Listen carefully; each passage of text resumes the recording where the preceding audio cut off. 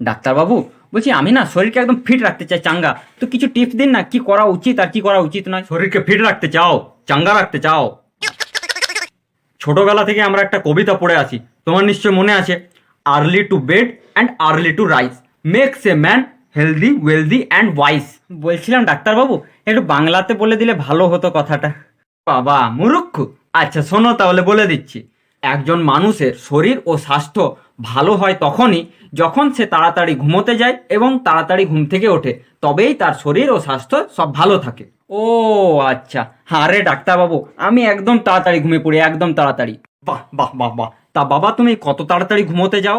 বেশি রাত হয় না, ওই তো রাত 2টার সময় ঘুমিয়ে পড়ি। তাড়াতাড়ি, এটা তাড়াতাড়ি তাই না? আচ্ছা তাহলে বা বলেই ফেলো যে ঘুম থেকে ওঠো কখন?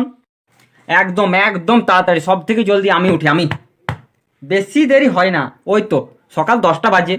কংগ্রেচুলেশনস, তোমার তো ফিট, চাঙ্গা রাখার কোনো দরকারই নেই শরীর।